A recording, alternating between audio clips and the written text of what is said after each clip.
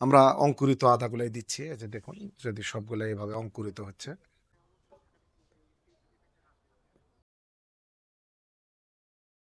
এটা শুধু এখন লাগে দিলেই হয়ে যাবে। বিসমিল্লাহির রহমানির রহিম। আসসালামু আলাইকুম। প্রিয় দর্শক, সবসময় আপনারা আদার বীজ নিয়ে আমাদেরকে বলেন। আমরা আজকে এই মাটিতে ঢাকে থোয়া যে বীজ সংরক্ষণ, অনেকেই ইউটিউবে দেখতেছি এইভাবে সবাই থুচ্ছে এবং তারা দেখাচ্ছে। আলহামদুলিল্লাহ, অনেক ভালো লাগে। এটা একটা গরিবের স্তর। প্রিয় দর্শক, ওইদিকে যাচ্ছি না। আদা এভাবে সংরক্ষণ করে দীর্ঘদিন থোয়া যায়। আমরা বীজের জন্য এই আদাগুলা ভাঙতেছি। এক ভাই 2 মণ আদা নিচ্ছে আমাদের থেকে এবং এক ভাই 40 কেজি। আদাগুলো আমরা আজকে ডেলিভারি দেবো। ঈদ হওয়া 2 দিন হয়ে গেল। প্রিয় দর্শক, বীজ সংরক্ষণ আমরা অঙ্কুরিত আদাগুলাই দিচ্ছি। এই যে দেখুন, যদি সবগুলো এভাবে অঙ্কুরিত হচ্ছে।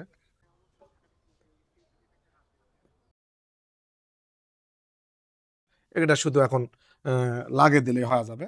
আরো যদি আমরা একটু আগাম আনতে চাইতাম, একটু পানি দিলে আরো দ্রুত আসতো। কিন্তু আমরা একটু লেটে, এবার আবহাওয়া একটু প্রচণ্ড গরম। একটু লেটের কারণে আদা এখন লাগার উপযুক্ত। চৈত্র ১৫ থেকে বৈশাখের ১৫ এটাই উপযুক্ত সময়। আর আদা, হলুদ, কুসুর, ওল এগুলা একটা আকাশের সাথে সম্পর্ক। আকাশের বৃষ্টির ডাক আসলে তখন কিন্তু আসলে এটা অঙ্কুরিত হয়। তার আগে যতই আপনি চেষ্টা করেন, অনেক ভাই আসলে না বুঝে কি বুঝেই আমি যে আমার বোধগম্য হয় না, তারা যেকোনো সময় আদা লাগাতে চান। আসলে আদা লাগার, ধান লাগার, প্রতিটা আলু লাগার প্রতিটা একটা মৌসুম আছে।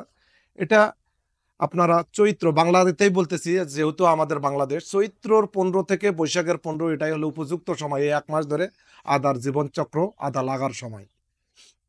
আপনারা এই সময় আদা লাগাবেন। আরেকটা জিনিস, অনেক ভাই আমাকে ফোন করে বলতেছেন ক্ষতিগ্রস্ত আদা চাষী, যে আমি বাজার থেকে বীজ নিয়ে এসে আদা লাগাচ্ছি। আসলে বাজারে যে আদাগুলো আসে, বিশেষ করে আমি বলবো ৮৫% আদা আসে বাইরের দেশ থেকে আমদানি করা আদা। যে এই আদাগুলা আসলে আপনি যদি বীজ হিসাবে লাগান তাহলে হবে না। আর অনেক ভাই মনে করেন যে আসলে আদা হলেই হলো। আসলে তা নয়, বীজ অন্য ধরনের। আমরা বোরো ধান, ভুট্টা আবাদ তো করি আবোল, আবোল। মনকে মন, আপনি আমি করি। কিন্তু আমরা বীজ কেন কিনি? ১ কেজি ভুট্টার দাম বেচেন আপনি ৳২০, ৳২৫, ৳৩০, আর ১ কেজি বীজ কিনতেছেন ৳৪০০-৫০০ দিয়ে। ১ কেজি ধান বেচি আমরা ৳১৫, ৳২০, ৳২৫, কিন্তু ১ কেজি ধান ৪০০, ৫০০, ৩০০ বিভিন্ন জাত, বিভিন্ন দামে কিনে। কেন কিনতেছি? এটা বীজ। বীজ একটা কিন্তু আলাদা জিনিস। জাত এই থাইল্যান্ডের আদাটা আমরা দীর্ঘদিন নিয়ে কাজ করতেছি। আপনারা সকলেই অবগত আছেন। আপনি আমরা দেশি আদা, বাড়ি 1, বাড়ি 2 সব জাতগুলা আপনাদেরকে দেখা হইছে। তারাগঞ্জি আমরাও করছি এগুলা। অনেক চাষীও করে ক্ষতিগ্রস্ত হচ্ছে। তারা কিন্তু রিমুভ করছে এই আদাটা দিয়ে। অনেক ভাই সামনের বার যারা ক্ষতিগ্রস্ত, তার আগেরবার, সামনের বার করে কিন্তু আলহামদুলিল্লাহ ভিডিওতে কমেন্ট করবেন। তারা কিন্তু ভালো করছে।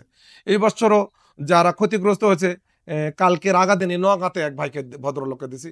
ও প্রায় ২,০০০ বস্তা করছিল দেশি আদা। ক্ষতিগ্রস্ত হওয়ার পর এবার কিন্তু আসলে থাইল্যান্ডের আদাটা করতেছে। তাই আপনাদেরকে অনুরোধ করব, আপনারা আমরা যেকোনো টেকনোলজি, মাছ চাষ বলেন, যে বিভিন্ন কৃষিগুলো আপনারা অবগত আছেন, আমরা কৃষির সাথে রিলেটিভ। এই কৃষিগুলাকে আমরা অনেক কথা বলে, অনেকভাবে একটা উদ্যোক্তা তৈরি করি। কিন্তু আপনি না বুঝে, না শুনে, না জেনে, জাত মান না বুঝে আপনি বাজার থেকে আদা কিনলেন। আদাতে কি ওষুধ দিতে হয় জানলেন না। কি বীজ লাগে সেটা জানলেন না। আপনি আদা চাষ করে যখন ক্ষতিগ্রস্ত হবেন, তখন কি বলবেন? যে আদা চাষে লস। না, আমাদের প্রতিটা ক্ষতির মধ্যেই একটা করে শিক্ষা। যারা ক্ষতি করে, আমরাও একদিনে এখানে আসি নাই। আমরাও দীর্ঘদিন ধরে চেষ্টা করার পর এখানে আসছি। তাই আমরা ভুল করে অন্যকে দোষী। অন্যকে দোষাবাদ দিয়ে আপনি নিজে কিছু করেন, নিজের দোষ স্বীকার করেন। দেখবেন আপনার একজন সফল মানুষ হবেন। প্রিয় দর্শক, আজ থেকে আমরা মোটামুটি বীজ দেওয়া শুরু করছি। অল্প একটু বীজ আছে। আমরা এই বীজটুকু নিজেরাও কিছু লাগাবো। আর কিছু বীজ আমাদের উদ্ভিজ্জ আছে। আমি বীজের ব্যবসার সাথে জড়িত নয়। আমার চাষের এই যে এইটুকু আছে। আমরা এখনো শিকড়গুলাও চিনি নাই। আপনারা দেখেন অঙ্কুরিত হইছে বীজ। আমরা এখনো শিকড়গুলাও চিনি নাই। এগুলা শিকড়গুলা ছিঁড়ে, ছিঁড়ে আমরা ওই যে বস্তাতে আজকে ৩ মণ আদা আমি বিক্রি করছি। এই যে এগুলা বস্তা করা হচ্ছে। এই যে এখানে বস্তা করা হচ্ছে। এগুলা, এগুলা চলে যাবে। আমাদের আদা এই যে এইভাবে আমরা স্টক করে রাখছিলাম। প্রিয় দর্শক, এগুলাতেও গাছ আসছে মোটামুটি। এটা গেলে আমরা এটা সম্ভবত বাড়িতে লাগাবো। আর এতটুকু আদা আমাদের আছে। এটাও এক ভদ্র মহিলা উদ্যোক্তা নিছে। এটার থেকে ২৫ মণ আদা একজন নিছে। আমাদের আদা এতটুকুই ছিল। আমরা আদা কিনা বেচা, বাজার থেকে নিয়ে আসা আদা আপনাদের অনেকজন অনেক মন্তব্য করেন।